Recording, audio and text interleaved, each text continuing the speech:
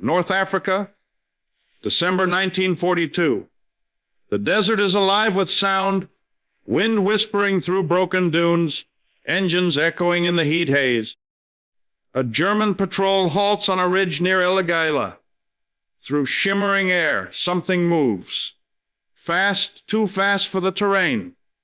Binoculars rise. What they see isn't a tank, not even an armored car.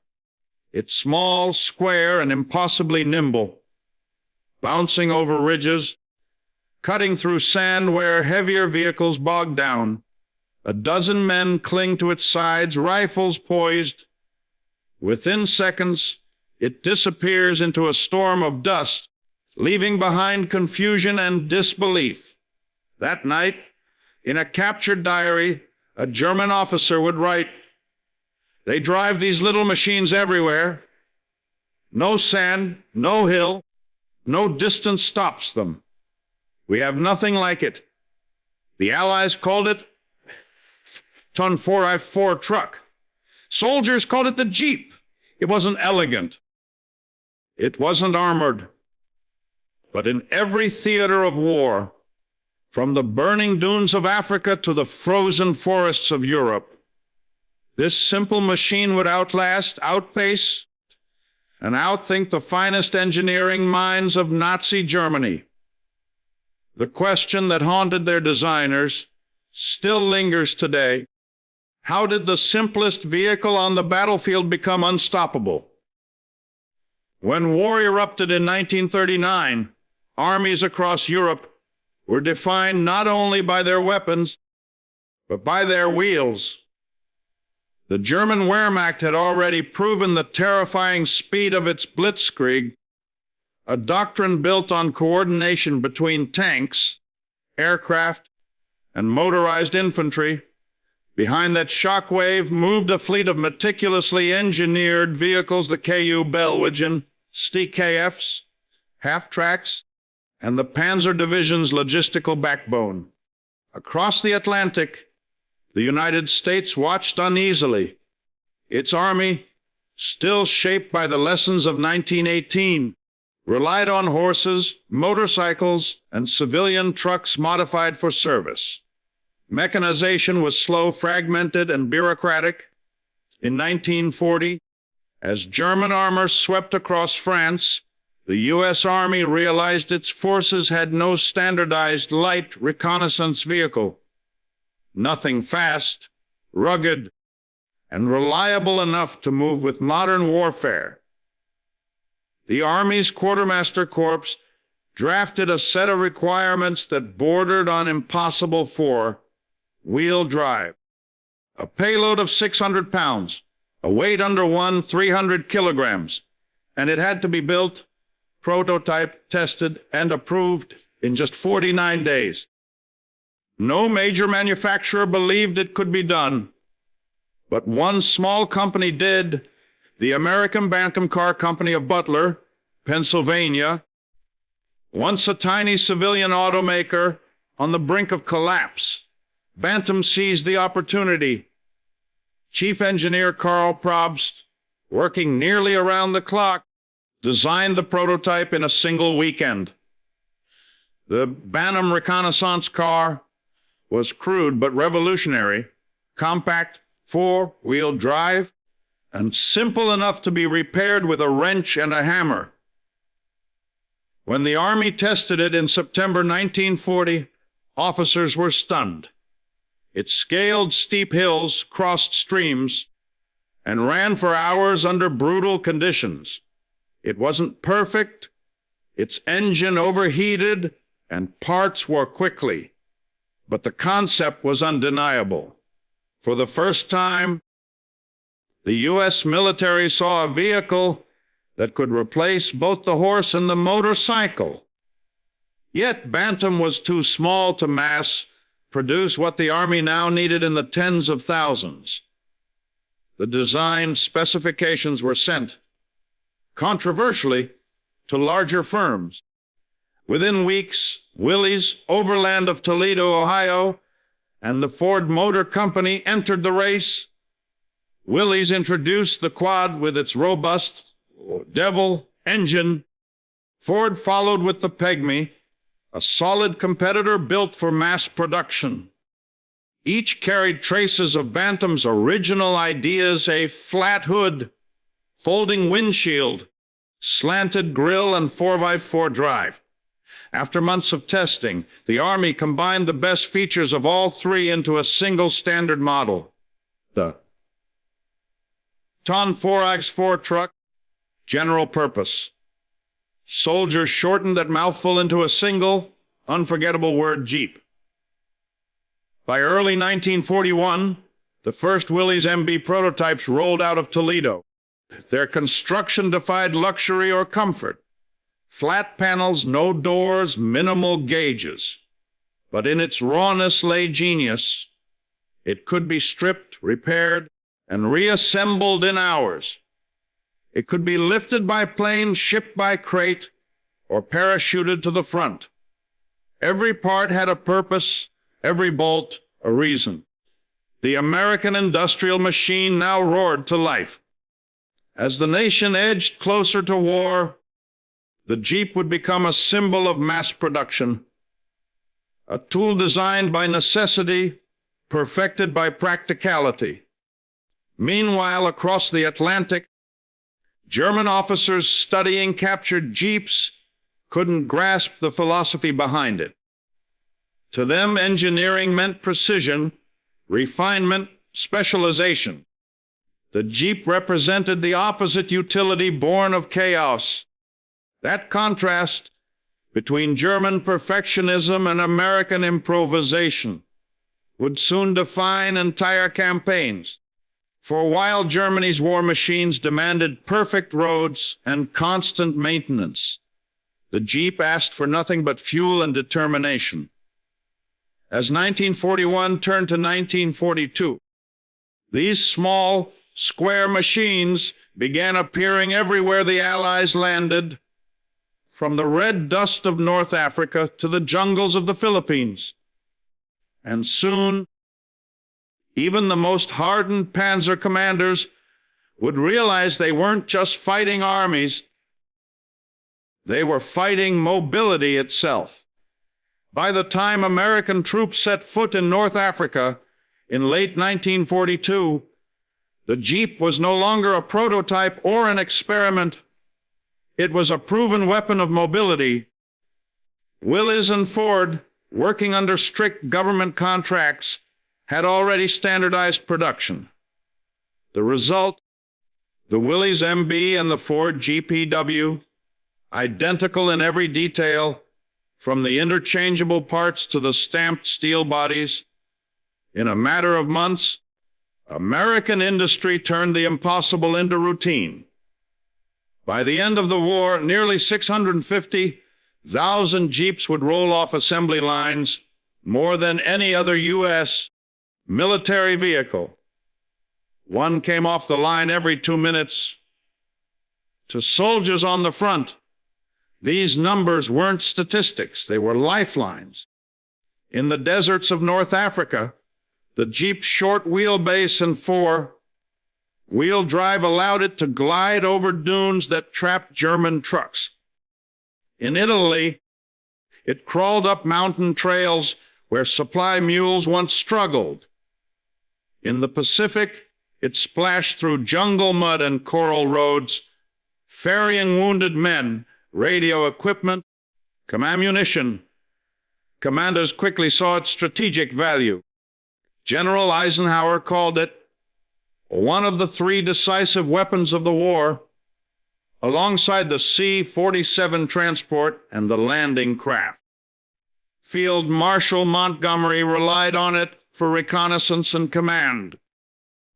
Even Winston Churchill admired its practical charm, calling it a masterful little conqueror.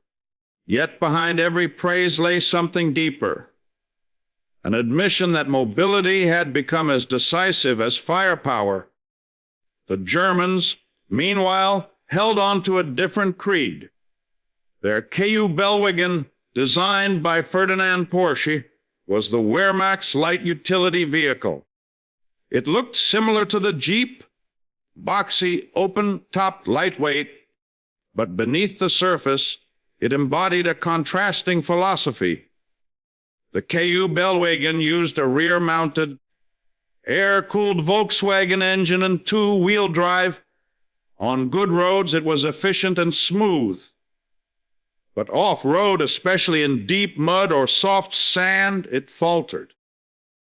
German engineers had designed it for Europe, not for the unpredictable theaters the war would soon demand. When German troops encountered jeeps in North Africa and later in Sicily, they were baffled. Here was a vehicle smaller, simpler, and yet infinitely more adaptable. It didn't rely on precision mechanics or specialized parts. It was designed to be abused. Captured jeeps were often repainted with Balkenkrieg's markings and pressed into German service. Field reports describe Wehrmacht officers requesting more of them, astonished by their reliability. In some cases, German engineers disassembled captured units to study their construction. They admired the Willys' simple gearbox, the low-pressure tires, and the universal joints that allowed extraordinary articulation on uneven ground. But the genius of the Jeep wasn't mechanical. It was philosophical.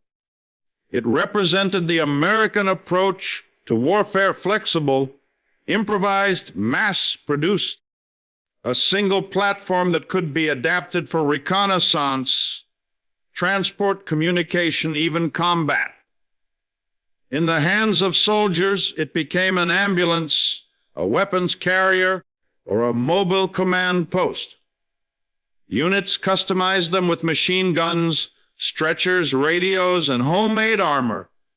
The Jeep democratized the battlefield. It gave every soldier, regardless of rank, access to movement, the ultimate advantage in a global war defined by distance. As the campaigns expanded, from Tunisia to Sicily, from Normandy to Burma, the Jeep became an unshakable presence. Troops trusted it like a comrade. Mechanics called it unkillable. And commanders, from Eisenhower to Patton, began reshaping their tactics around its speed and versatility. Even the British Special Air Service, the SAS, would turn the Jeep into a weapon of guerrilla warfare, stripping it down, arming it with twin Vickers machine guns, and raiding deep behind Axis lines. What began as a reconnaissance car was now a tool of unconventional dominance. By 1943, the German command finally understood the scale of the problem. Their technical superiority meant little against an enemy that could outmaneuver them anywhere, anytime. Precision was being defeated by adaptability. And at the heart of that transformation sat one unassuming vehicle, a steel expression of ingenuity, freedom, and relentless motion. The Jeep had not just conquered terrain. It had conquered the very idea of how a war could be fought. For the men who fought, the Jeep wasn't a machine. It was a companion. A rifleman in Tunisia might have spent 12 hours in one, navigating broken wadis and sun-blasted ridges. In the Pacific, a medic might have used it to ferry wounded men through shell fire. A general might have used it to command armies, a private to escape a battlefield. The Jeep never discriminated. It was one of the few vehicles in World War II that blurred rank. Officers rode beside privates, mechanics beside medics, and for a few dusty miles, the hierarchy of war disappeared beneath the growl of a four-cylinder engine. Veterans remembered it not for comfort. There was none, but for dependability. It always started, one GI said, even when nothing else did. They gave them names, painted pin up art on the hoods, tied lucky charms to the steering columns. In the field, a Jeep could mean the difference between isolation and connection. It brought food, mail, ammunition, and often a way home. Its steering wheel carried fingerprints from every corner of the world, from Omaha Beach to the Burmese jungle. Every dent, every scratch told a story. In an age of tanks and aircraft, it was this small, unglamorous vehicle that earned the deepest loyalty. Soldiers trusted it more than many of the men giving orders. The Jeep became human because it reflected the soldiers themselves, tough, unrefined, adaptable, and unwilling to quit. To engineers, the Jeep was a contradiction. It achieved greatness not through innovation, but through restraint. Its design could be sketched in a few clean lines: flat hood, slanted grille, 2 seats, a short wheelbase, and a low center of gravity. Each feature served function over form. The flat fenders allowed soldiers to sit or stack gear. The folding windshield cut glare from the sun and reduced profile under fire. The open sides made it quick to enter and exit, critical in ambush zones. The Willys Go Devil engine was a marvel of practicality. With only 60 horsepower, it shouldn't have been powerful. But its torque was perfectly matched to the lightweight frame. Letting the Jeep climb slopes, tanks hesitated to attempt. 4-wheel drive came standard, not a luxury but a necessity. Combined with low gearing and 6.0 to 16 tires, it allowed the Jeep to crawl through mud, snow, or sand. The brilliance lay in its interchangeability. Ford and Willys used identical blueprints. Parts from one factory fit another perfectly. A logistical miracle.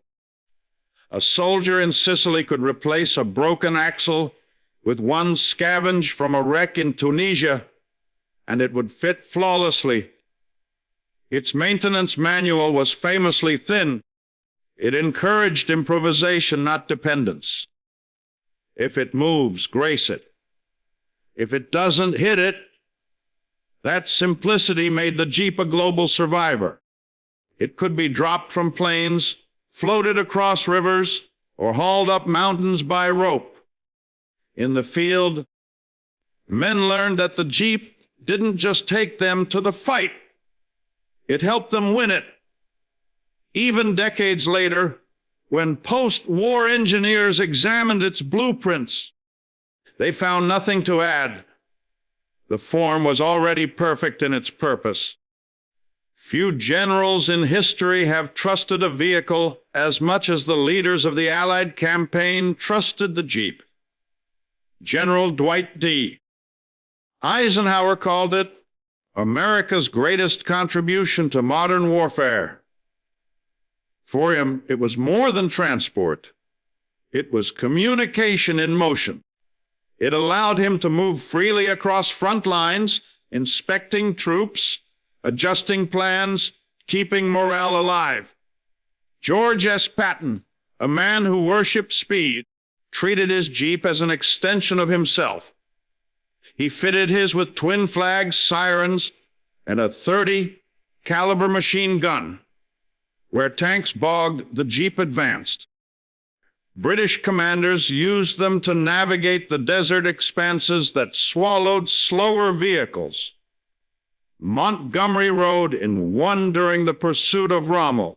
Even French resistance leaders adopted captured Jeeps for hit and run attacks in occupied territory. For leaders, the Jeep offered something no staff car or armored vehicle could: presence. To arrive in one was to arrive with humility and resolve. A general standing beside his troops in a Jeep was not distant. He was visible, vulnerable, part of the same fight. and symbolically that mattered. It spoke of a new kind of warfare, decentralized, fast, and mobile. A war no longer confined to the slow grind of trenches, but one where decision and movement were inseparable. In that sense, the Jeep wasn't just a military asset. It was an instrument of leadership, a tool that turned strategy into momentum. When Eisenhower later reflected on the tools that won the war, he listed only four: the C-47, the bazooka, the landing craft, and the Jeep. The rest, he said, were replaceable, because on every road in every campaign, one machine tied it all together, the machine that never stopped moving. And on the other side of the front lines, German engineers began to ask a question that bordered on disbelief. How could such a crude, unpolished creation outperform the products of their most advanced factories? When German engineers first encountered the Jeep, they treated it as an anomaly. Captured in North Africa, Sicily, and later in Normandy, these small American vehicles were taken to testing grounds and dissected by specialists from the Wehrmacht's motor pool divisions. What they found contradicted everything they knew about automotive design. Germany's engineering tradition prized precision, balance, and technical perfection. Every vehicle had a narrow purpose. The Kübelwagen, though visually similar, was light, efficient, and air-cooled, but it wasn't truly all-terrain. Its two-wheel drive limited it to firm ground, and its clearance was inadequate for deep mud or loose sand. The Jeep, by comparison, seemed almost primitive. A collection of flat steel plates, bolted together exposed wiring, and an engine that looked too simple to endure war. Yet it worked. Everywhere. The German test reports noted with grudging respect how the Willys MB performed in conditions that immobilized the Kübelwagen. They were astonished that a mass-produced vehicle could run for thousands of miles without major failure. German mechanics couldn't replicate the Jeep's balance of weight and torque. They found it equally baffling that it could be built so cheaply and so quickly. Some reports from the Wehrmacht's Technical Evaluation Command described it as a small, light automobile of unrefined construction, but remarkable endurance. Others noted how easily its parts could be replaced. A field soldier could change its clutch without workshop tools. For Germany's engineers, that simplicity was almost insulting. They couldn't understand that the Jeep's genius lay not in precision, but in tolerance. It was designed to work despite imperfections. The clearances were forgiving, the materials rugged, the systems redundant. It didn't need to be perfect. It only needed to move. And it did. Across every front they fought. Beyond engineering, the Jeep carried meaning. It became a symbol, not of destruction, but of possibility. In every occupied land it rolled through, it represented something more than an army. It represented freedom that could move. When villagers saw the first Jeeps bouncing into their towns, from Normandy to the Philippines, they knew the tide had turned. Soldiers leaned from them not as conquerors, but as liberators. The Jeep was fast, open, and human. It carried men who could look you in the eye, smile, share a cigarette, offer water. Where the German army projected discipline and control through its armored convoys, the Allies projected accessibility through the Jeep. It looked friendly, almost civilian, yet carried the power of an empire's mobility. That accessibility mirrored democracy itself, messy, practical, but unstoppable when organized. Factories from Michigan to California, from Ford's massive River Rouge complex to Willys' Toledo line, built Jeeps with parts supplied by hundreds of subcontractors. Each plant, each worker, contributed to a design that belonged to no single company, no single man. It was collective ingenuity made steel. When the German engineers saw a Jeep, they saw inefficiency. When the Allies saw it, they saw cooperation in motion. That difference defined the war's moral geography. Where authoritarian precision demanded control, democratic design embraced adaptation. The Jeep proved that in a global conflict, flexibility wasn't weakness, it was power. And in the mud and fire of 1944, that power rolled on four wheels, carrying soldiers who believed in something beyond survival.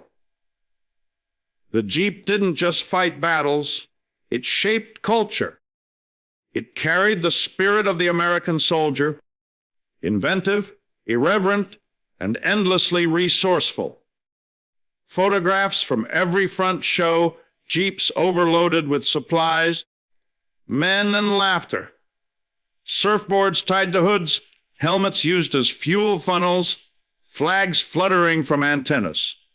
Where German crews followed manuals, American crews wrote their own rules. Soldiers modified Jeeps into makeshift ambulances, radio trucks, gun platforms, even railway cars. They cut windshields, mounted .50 caliber machine guns, fitted snowplows and trailers. The Jeep became a canvas for creativity, and in doing so, it reflected a deeper truth about the Allied mindset, the freedom to adapt, to innovate without permission.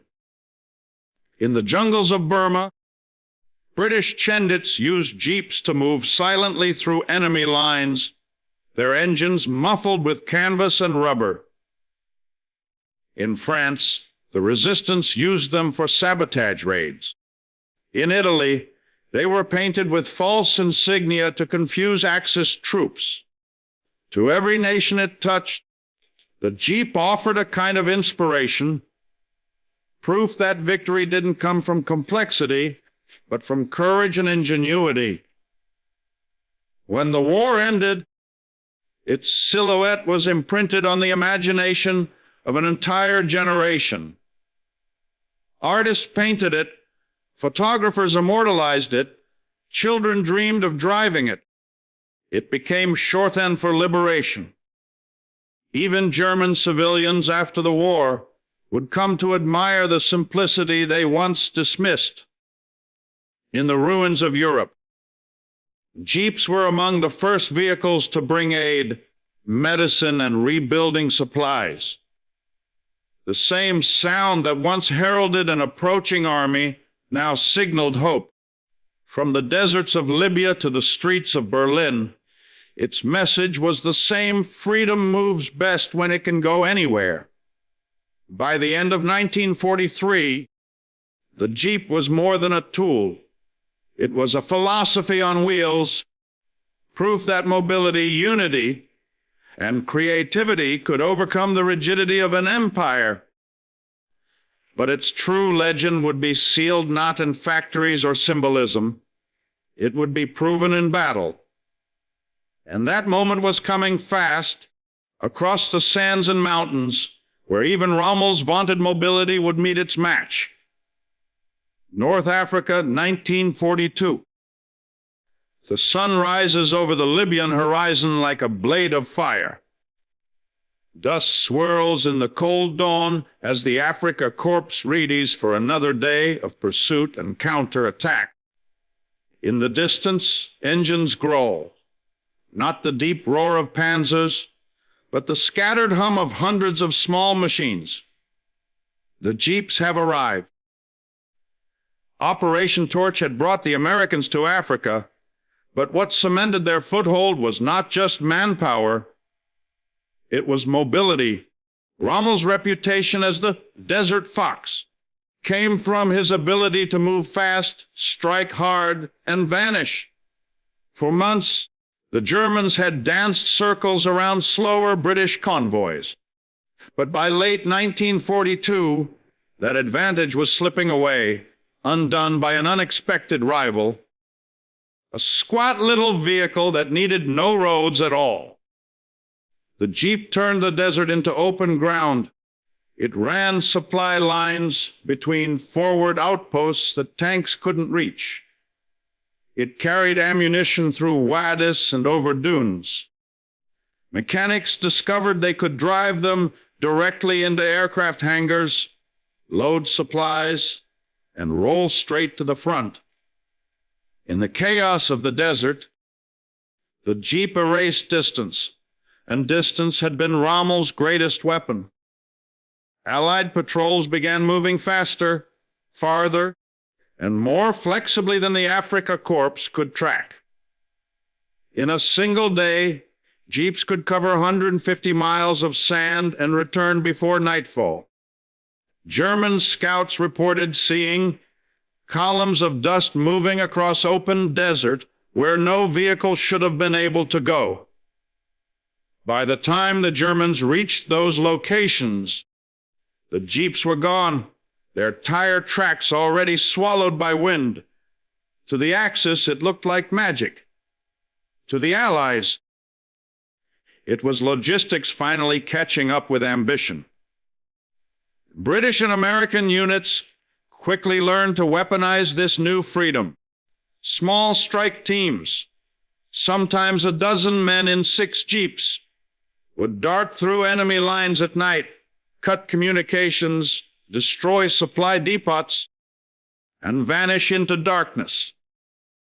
What had begun as a reconnaissance tool was evolving into a raider's chariot. The Jeep's mechanical honesty became its tactical advantage. When something broke, it could be fixed in minutes. When it ran low on fuel, men siphoned from aircraft or other vehicles. There were no mysteries under its hood, no precious alloys, no complicated parts to wait for. German field reports began to reflect frustration. One intelligence note from early 1943 complained that Allied light vehicles were ubiquitous, exceedingly mobile, and tactically unpredictable. Another observed that their own supply trucks, though technically superior, require roads. The enemy appears not to need them. For Rommel, the turning point was brutal clarity. His once fluid style of warfare, built on surprise and movement, was being outpaced by machines barely half the size of his. The very terrain he had mastered now favored the opponent. As Allied momentum built, the Jeep became everywhere at once. Command posts, mobile hospitals, artillery spotters, even chapels on wheels. Generals conferred maps on their hoods. Priests celebrated field mass from their tailgates. In this war of distance, the Jeep collapsed geography itself. During the advance toward Tunis, some columns consisted of nearly 80% Jeeps, threading between armor formations like blood through veins. Each one carried more than weight. It carried tempo, and tempo wins wars. When the Axis lines finally broke in North Africa, the fall wasn't marked only by tanks rolling forward. It was marked by the sight of thousands of Jeeps racing across open ground, chasing retreating forces through dust and flame. In the words of one German prisoner captured that spring, "We never saw them coming, only their tracks."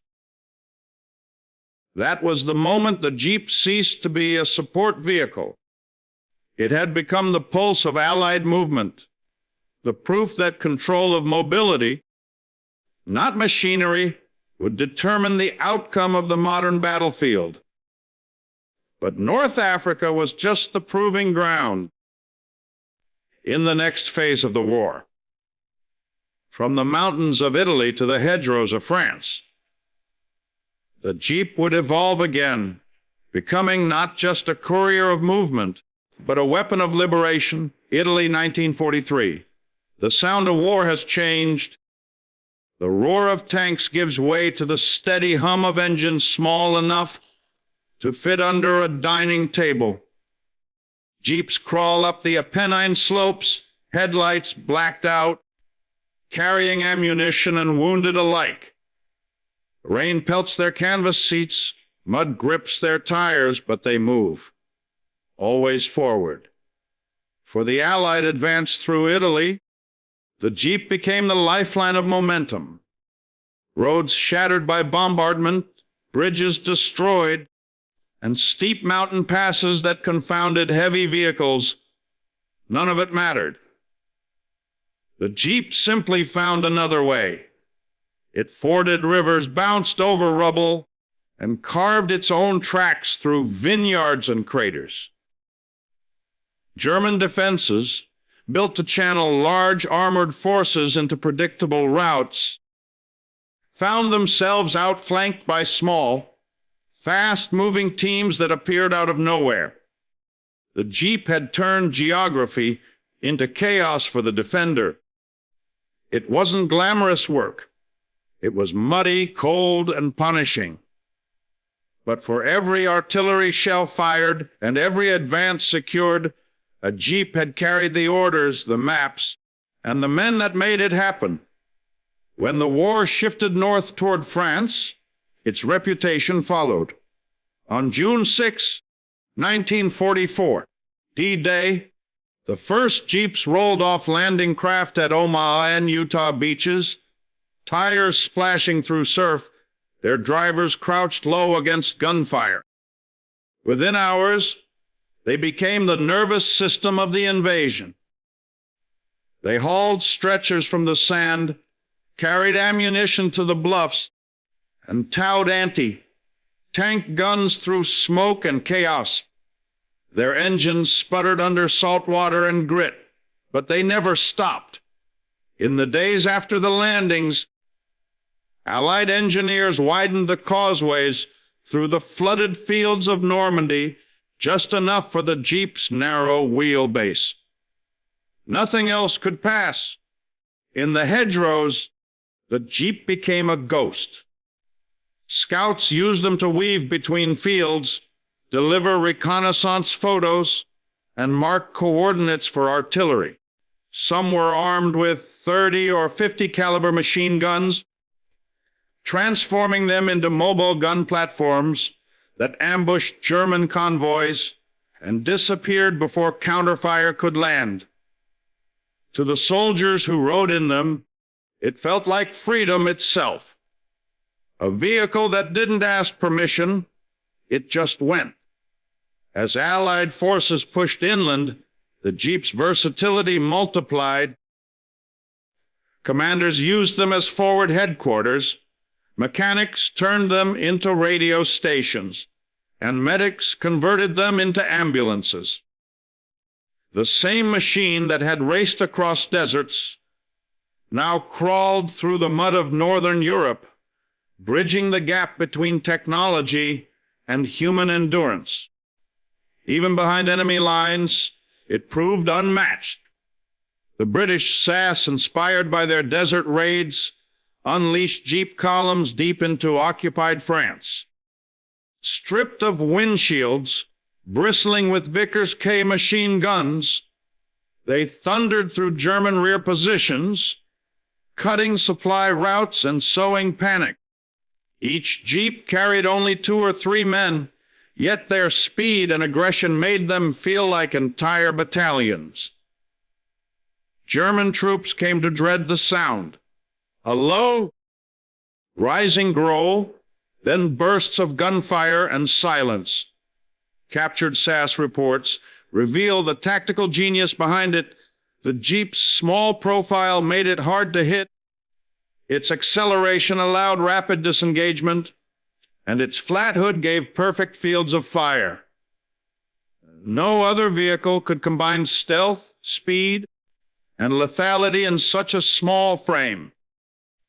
In the final months of the war, Jeeps led the columns that liberated Europe's cities. They rolled into Paris beside tanks, but it was their open tops and smiling crews that civilians climbed onto, cheering, waving, weeping. In photographs from that August day, the Jeep became more than a machine.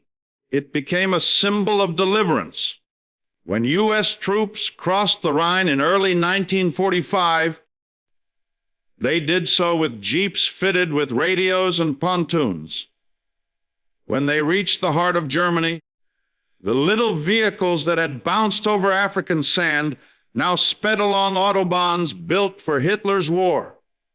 By April, they were in Berlin, muddy, dented, paint chipped away by years of service, but still running. It was poetic symmetry. The car the German engineers had dismissed as crude had just driven straight into the capital of the Reich. In those final days, German soldiers who surrendered often did so to Jeep patrols. The sight of that squat, boxy silhouette, American star gleaming on the hood, signaled that the war was over. Everywhere the Jeep went, empires collapsed and new worlds began. When victory finally came, many soldiers didn't want to leave their Jeeps behind. Some tried to ship them home.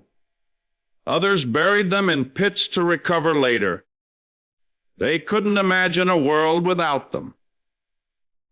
But history would ensure the Jeep's journey was far from over.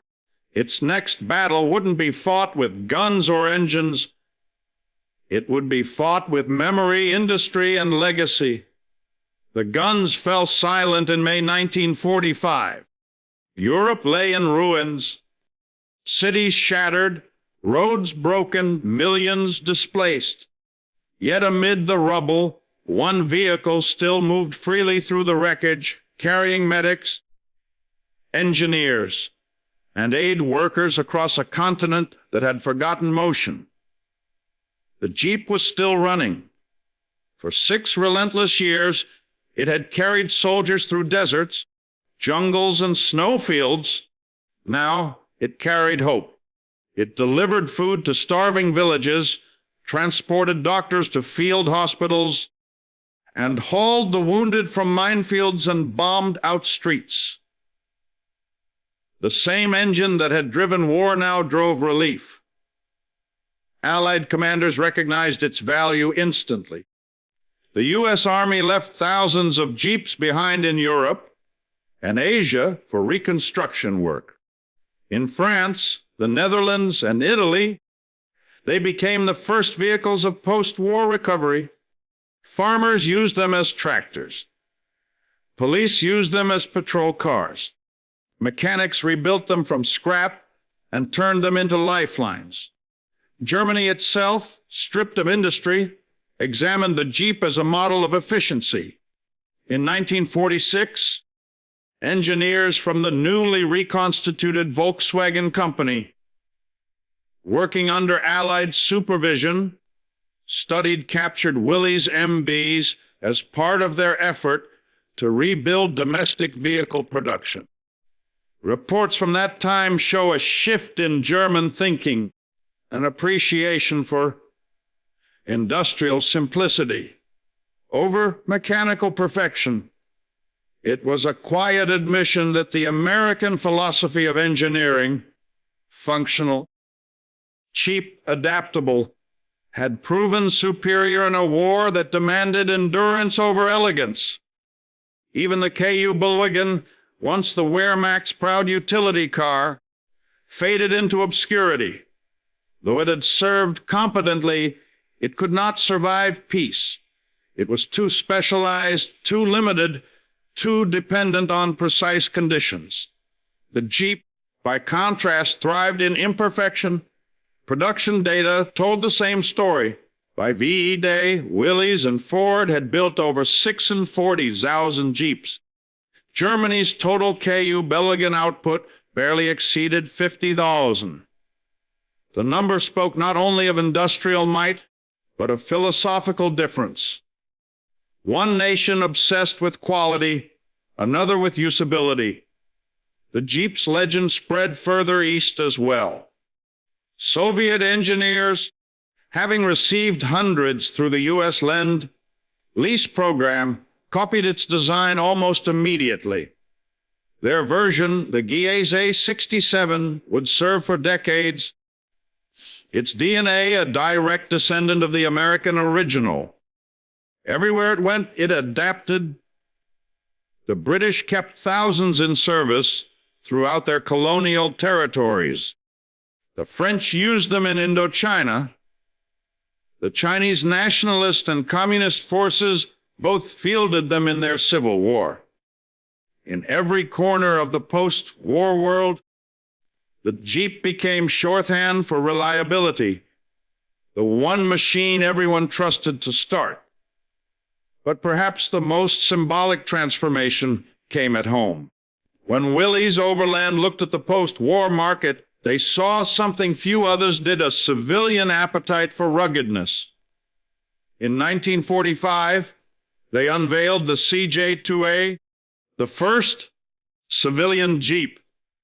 It looked nearly identical to the wartime MB, but now it was marketed to farmers, workers, and adventurers. The slogan was simple: the sun never sets on the Willys. It wasn't hyperbole. Farmers used it to plow fields, loggers to haul timber, explorers to reach terrain no truck could manage. The Jeep had transcended war. It had become a symbol of self-reliance. German industry, rebuilding from ashes, took notice. While companies like Mercedes, Benz, and Opel focused on sedans and trucks, smaller workshops experimented with all-terrain designs inspired by the Jeep. In the 1950s, this influence would culminate in vehicles like the Land Rover, the Unimog, and later the DKW Munga, all spiritual heirs to the same philosophy of practicality. The engineers who had once dismissed the Jeep as crude now quietly borrowed from it. They realized that true resilience didn't come from precision, but from forgiveness, from a design that welcomed imperfection and kept moving regardless. It was a lesson born from defeat, carried on four wheels that had crossed every kind of battlefield and never stopped. And yet, the story wasn't over. The Jeep would not just rebuild nations. It would reshape the post-war order, influencing doctrines, economies, and identities for decades to come. By the early 1950s, the Jeep had become more than a vehicle. It was a blueprint for the modern world. Its wartime success had rewritten military doctrine. The U.S. Army's post-war mobility strategy was built on lessons learned from the Jeep's adaptability. Future vehicles would follow its principles: low weight, ease of repair, modular design, and interchangeability. When NATO formed in 1949, its member armies, from Britain to Canada, from Norway to Greece, all adopted light utility vehicles patterned after the Jeep. The Willys MB had proven that a global fighting force required a global standard. But the Jeep's reach extended beyond tactics. It redefined how people imagined freedom itself.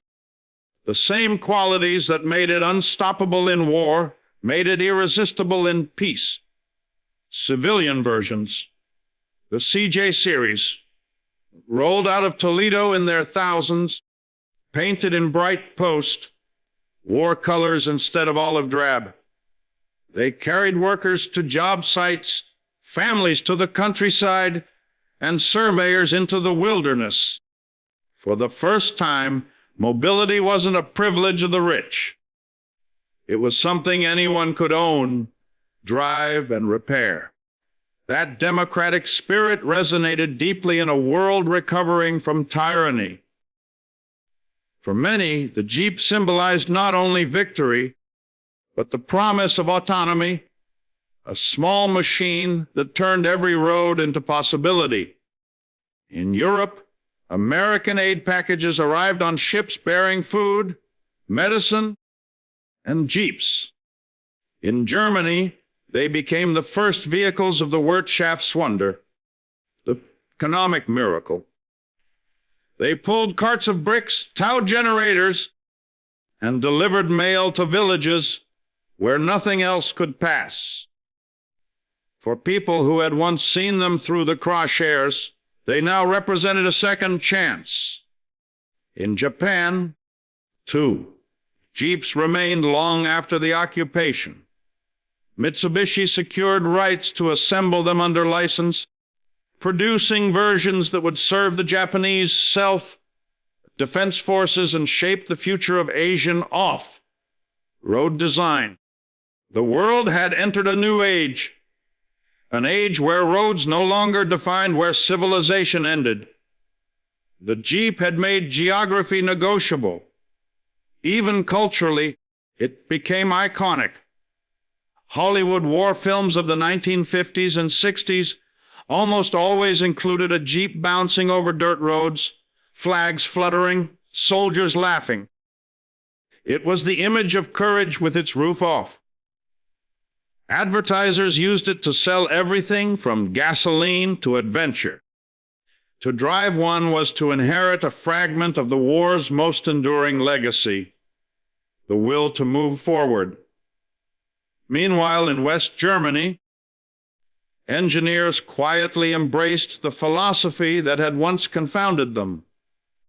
The Unimog, first designed for agriculture, took the Jeep's rugged adaptability and fused it with German precision. It became the spiritual reconciliation of two engineering cultures, a machine that could plow a field one day and cross a river the next. In a sense, the Jeep had taught Germany its most valuable post-war lesson: simplicity is strength. The vehicle's influence also reached into Cold War geopolitics. Wherever American troops deployed, from Korea to Vietnam, the Jeep followed. Its form evolved but never truly changed. The M38, then the M151, carried the same DNA as the Willys MB that once bounced over desert dunes. It became a constant in a century defined by uncertainty, a machine that outlasted empires. By the 1970s, the civilian Jeep had transformed again, giving birth to an entirely new concept, the sport utility vehicle.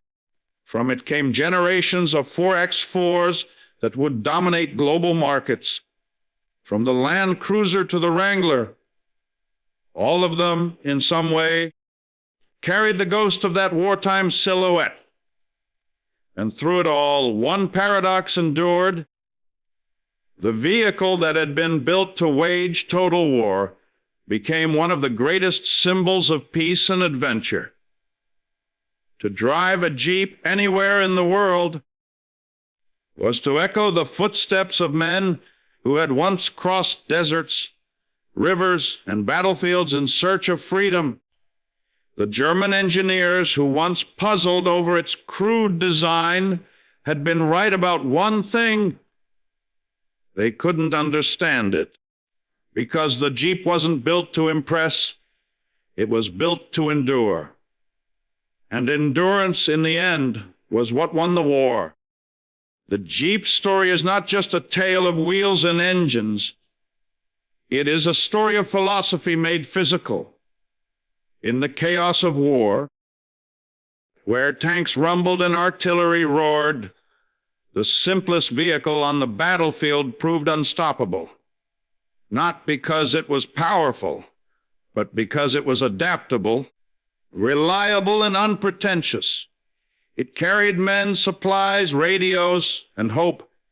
It crossed deserts, mountains, jungles, and rivers. It survived where others broke. And in doing so, it rewrote the rules of mobility, forcing even the most disciplined armies to rethink what was possible. German engineers, masters of precision and specialization, could study it endlessly and still fail to replicate its effectiveness. The Jeep's genius lay in embracing imperfection, in being flexible enough to meet any challenge and durable enough to survive any abuse. Beyond strategy and mechanics, the Jeep became a mirror of human resilience. Soldiers trusted it with their lives, improvising and adapting alongside it. Civilians saw it as a promise of freedom after liberation. Nations adopted its design to rebuild roads, farms, and economies. Even decades later, its descendants remain symbols of ingenuity, endurance, and independence. In many ways, the Jeep embodies a fundamental truth of history. Victory belongs not to the strongest, but to the most adaptable. It reminds us that innovation need not be complicated to be transformative. It demonstrates that tools, when designed with purpose and versatility, can outlast empires and endure long after battles have ended. When we look at a Jeep today, we see more than a vehicle. We see a lesson etched in steel and rubber, that simplicity and reliability, paired with human ingenuity, can conquer impossible terrain, both on the battlefield and in life. And perhaps that is why, even now, its silhouette is unmistakable, its reputation untarnished, and its legacy eternal. The Jeep was never just a machine.